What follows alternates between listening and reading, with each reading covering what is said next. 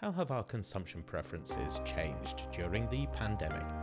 Researchers polled European consumers in 5 countries to find out.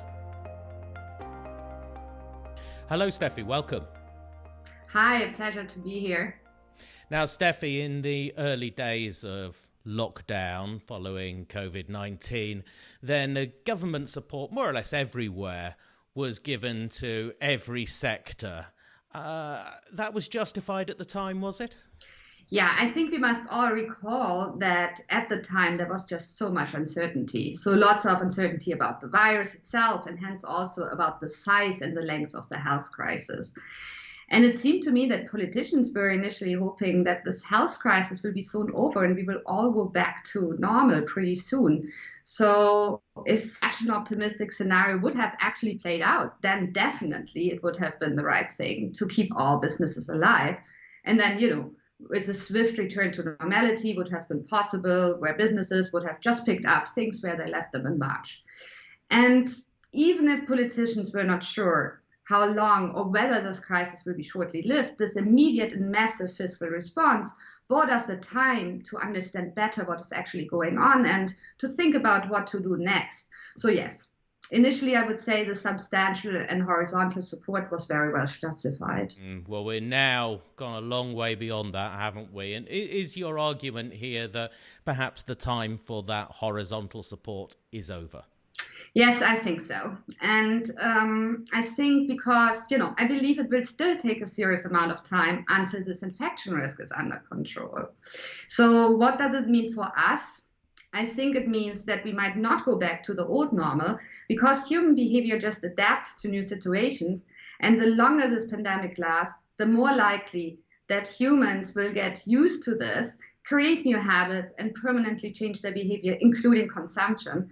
So this will mean that some existing firms will have no future after the pandemic, and to avoid risk of zombification, policy, they should reflect these dynamics. Now, we've seen some great research, near real-time research on how consumption patterns have changed. We've covered some of it here.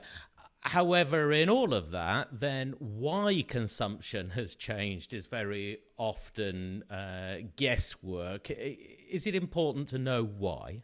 Oh, yes, I think it's absolutely crucial. So the reason for consumption drops can vary a lot across sectors, but also across countries. And we need to know the why to inform policymakers regarding the macroeconomic forecast. But most importantly, the why matters for the optimal design of fiscal policies. Now, you've done a piece of research here based on surveys, and you picked 5 possible whys, haven't you? What are those 5? So we focus on 5 possible drivers for consumption reduction. So it's fiscal constraints, worry of infection risk, precautionary saving motives, substitution to online alternatives, and then lastly, a permanent shift in taste and preferences just arising from this lockdown experience. And we really think these key reasons, each of them would imply a different policy response.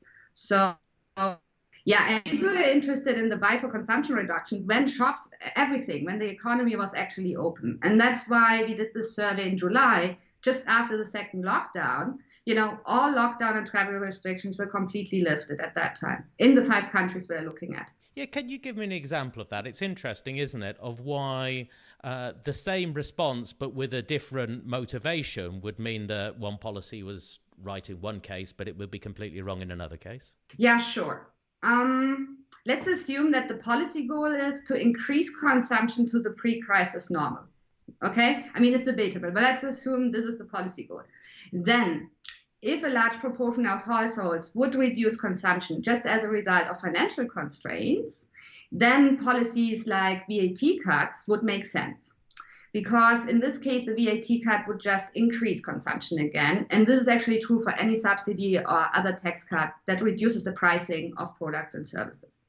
So now, if on the other hand, people reduced consumption because of a different reason, for example, because of the infection risk, or just because they realized through the lockdown experience they just don't miss these goods and services anymore, then policies such as VAT cuts can't be effective. I see. Now, you have tested out which of these whys is applying across Europe. How broad was your coverage across countries and across sectors here? We covered 5 economic sectors: tourism, hospitality, services, retail, and public transport. And then we picked 5 European countries: France, Germany, the Netherlands, Italy, and Spain. And we picked these 5 countries, I think, for 2 main reasons. First of all, they represent most of the EU economy.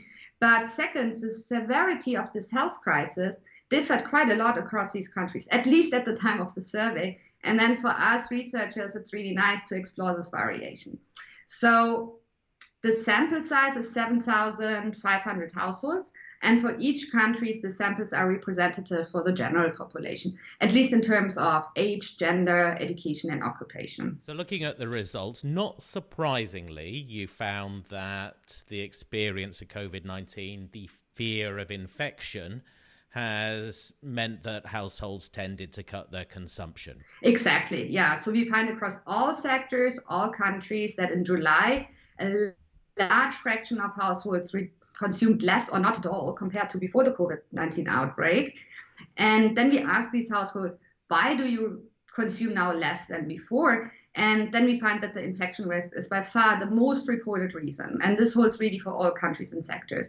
And what I find particularly interesting is that if you look at the individual household level, a personal COVID-19 experience is a very strong predictor whether the household actually reduced its consumption compared to before the COVID-19 outbreak or not.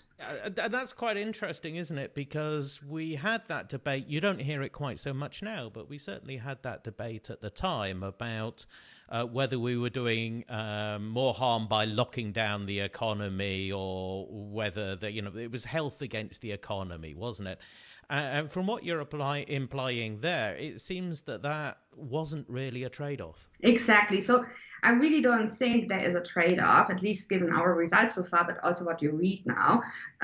So we find that a large fraction, or the fraction of households that reduce their consumption, strongly correlates with the severity of the health crisis. So the cross-country correlation. But also at the individual household level, this personal COVID-19 experience is highly and positively correlated with households' feelings about the future. So, for example, we measure the degree of households' pessimism, but we also measure their financial concerns and the worry and the fear about losing the job in the future. And all these behavioral factors are strongly and significantly associated with a drop in consumption at the individual level.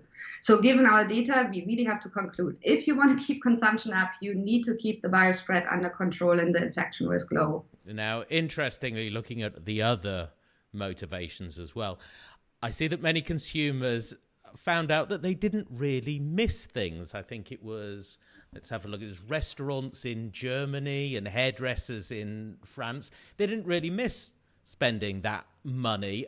How important is this in explaining the drops in consumption in your data? Yeah, I also think this is the most surprising and interesting result of this paper. So across all sectors, we have to say, a real substantial fraction of households explain their drop in consumption just by the realization of not missing things. And it's even the second invoked reason behind the infection risk in France, Germany, and the Netherlands.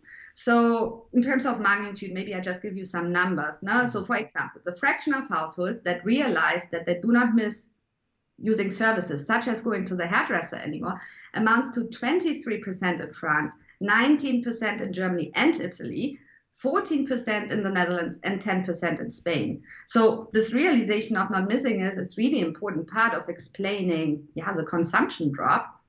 And maybe also interesting, so the average household that reports the realization of not missing it, these are actually the households with the higher incomes. Yes, and as you say, across all sectors and countries, I'm not picking on German restaurants, but can we be sure, though, that this isn't just the fact that people didn't really have the money to spend and they were covering it up by finding a reason for it? Well, I mean, they had the option to say, I just cannot afford it anymore. So, and we just take it now as face value that they would have told us the truth, right? And then we see that financial constraints are actually the least often reported reason for reducing consumption in most sectors and countries. But I think this observation we have to understand in the light of this unprecedented size of fiscal support before and at the time of the survey. So now this does raise a bigger issue as well. This is self-reported data, and even given the honesty of the respondents, can we be sure that they really do know why they are not consuming? Tim, I think it's a very important question because, one could worry that households just do not know their motivation, why they behave, how they behave. And I also think if you would just want to understand if households have reduced consumption by how much, then the most accurate and natural thing to determine this is to use hard data like transaction data. And many papers did this.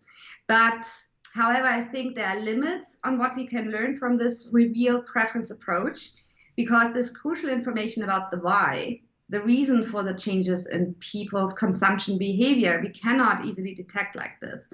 And given that we are primarily interested in whether this lockdown experience altered consumption trends and therefore structural consumption shifts, whether they are likely, I think for this purpose, the survey method is needed to provide these insights on why consumption is shifting.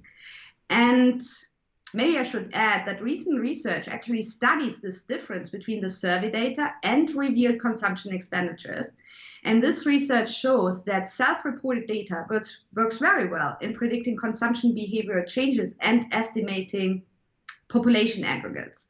And this is what we do. So therefore, I think the survey method fits quite well. We are not trying to quantify, but seeing the main trends. At the time you asked these questions, we didn't know when we were going to get out of this. Now we have hope. We have vaccination. And so people can imagine a time when things will go back to something approaching normal. So in the words of your paper's title, are you sure that COVID-19 has been a consumption game changer, or might we just all go back to doing what we did before? Yeah, I don't know about you, Tim, but I think this episode has been quite profound. And in my view, such profound and elongated experiences are likely to create new habits and produce shifts in behavior, so also including consumption. But clearly, how different this new normal will look like will depend on how long it still will take until this infection risk becomes very small. And unfortunately, I think personally it will take still quite some while. No? The capacities to the vaccine production, large fractions of the population are reporting they don't even want to get vaccinated. We need at least 60 to 70% of the population being immune to the virus to stop the spread. So I also hope it will go very fast, but hope dies last. But what I also want to say is that we therefore don't know the extent of the game changer yet, that's for sure. But our paper provides just some early hints. But I find it striking that already July, 6 months ago, such a large fraction reported already this realization of not missing things anymore. And what I truly believe is that this crisis did reinforce and speed up structural changes that were already on the way. So here I can give you an example from our data. So amongst those households that reduced their shopping in malls and other stores, a significant fraction of those, ranging between 9 and 16%, depending on the country, reported that this was due to a substitution to online alternatives. So as the pandemic becomes prolonged, consumers might just get used to this new way of consuming, which would then lead to a long-term shift in the retail sector, just away from the high street shops to way more e-commerce. We're in January 2021 now as we speak today. What message does this send about where we should be targeting fiscal policy support for businesses right now? Yeah, this is a big question. Yeah, first, I think I should say that our results are merely providing initial indicator of what structural changes may be underway under the surface of the crisis, and we hope we contribute to this debate. But we're not claiming that we can provide a blueprint to policymakers in choosing the winners and losers, no? So having said this, I certainly think it's time for fiscal policy to move on from the idea that we can just put the pre-pandemic economy in a freezer and then simply defrost it once COVID is over. So our results show clear signs that consumption demand in the new normal after the pandemic will rather look different than before. So we should not prolong the lives of firms that have no viable future, because that would lead to the zombification. To avoid this outcome, policy needs to become more targeted in supporting firms and focus on workers to find new jobs, even if this means to re-educate them. And specifically, I think it means that we need to build in market mechanisms into the design of the support measures for firms. And in this aspect, I found the G30 report, actually written by Draghi and Rajan, quite insightful, because they emphasize that business needed to retain substantial skin in the game, how they call it. Maybe I should not go into these details here, but those market mechanisms will help us to strike a better balance between continuing to keep viable firms going whilst avoiding the sponsorship of zombification. But Tim, I don't want to leave you here without some positive outlook, okay? So I wish us all that those in charge see this crisis also as a chance. So increasing the discipline in the fiscal support, this would free up some fiscal room to strategically invest in the future. So for example, this might mean urgently needed investment in digital infrastructure, in education, governmental agencies, very important, and beyond. And second, we would also have more fiscal capacity to make our economies more resilient for the future. I think you know that according to this global risk report, two of the biggest risks that we are facing right now is, first of all, climate action failure, and second, future pandemics. So I would say, let's speed up our actions on these points. We should support firms that are innovative in targeting these two goals, because this would create new sectors and new jobs that are really future oriented. Well, positive message to finish up, but as you say, some tough policy choices if we're going to get there. But Steffi, thank you very much. It was a pleasure to talk to you. There's lots more detail in the paper that Steffi and her co-authors produced, and that's called Is COVID-19 a Consumption Game Changer? Evidence from a Large-Scale Multi-Country Survey. It's in COVID Economics 59. Well, thanks for watching, and don't forget there's plenty more research like this in COVID Economics, which is free, it's open access, and it's at cepr.org.